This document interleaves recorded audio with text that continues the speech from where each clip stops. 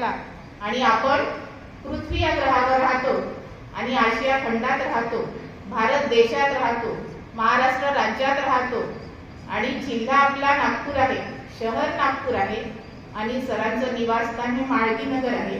पण त्यांची कर्मभूमी ही लकडगड विनायकराव देशमुख आहे.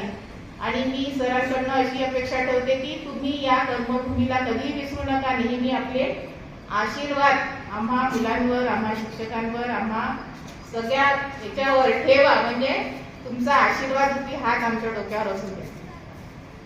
विद्यार्थ्यांप्रती असलेला जिव्हाळा, आपुलकी हे जोपासण्याचं काम केवळकर सर आजपर्यंत करत आहे आणि करत आहे. मी असं म्हणे, तुकडोजी महाराजांनी म्हटलेलं आहे, पशु की हो तपनैया नर पशु ना होय, नर करणी करे सो नर का नारायण होय. सर तुमच्यामध्ये ते सामर्थ्य आहे, नराचं नारायण बनण्याचं सामर्थ्य.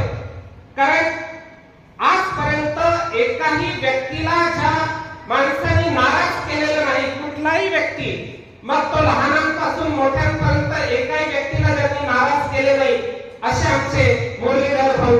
कधीच म्हणजे नकार घटता कुठलेही काम सांगितल्यानंतर, कुठलाही विषय ठेवल्यानंतर ज्यांनी आजपर्यंत कुठल्याही प्रकारची नकार घटता दिलेली नाही, असे आमचे मुरली भाऊ. तर एक असा होतो गुरु शिक्षक. जसं आपण सर्वांनी सर्कस पाहिली आहे, सर्कसीमध्ये एक मोठा खांब असतो ना मधात, आणि त्याच्या भोवती मोठा पेंडॉल असतो, आणि पेंडॉलच्या भोवती त्या दोऱ्या लागलेल्या असतात. त्या दोऱ्या पण अशा आवळून पडलेल्या असतात. आपल्या या विनायकराव देशमुख हायस्कूलचा एक सर्कसीतला मोठा खांब आता हळूहळू पण निघतो आहे, आणि त्याच्यामुळे बाकीच्या ज्या दोऱ्या आहेत त्यांना त्या ठिकाणी त्या खांबाच्या ऐवजी आपली जागा तिथे घ्यावं लागेल, आणि बाकीच्या ढिला झालेल्या ज्या दोऱ्या आहेत त्या दोऱ्यांना पण आता स्वतःकडूनच आपल्याला तयार व्हावं लागेल. व्यक्ती जातच असतात, कोणीही थांबायला येणार नाही. आपला वर्ग, आपली शाळा, आपले बेंच, आपला डेस्क तो तिथेच राहतो. फक्त व्यक्ती बदलत असतं.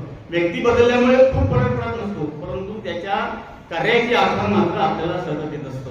तर त्यांच्यामध्ये असणारे हे जे सर्व सद्गुण आहेत हे तुम्ही घ्यावं आणि जीवनामध्ये यशस्वी व्हावं अशी मी या ठिकाणी प्रार्थना करतो.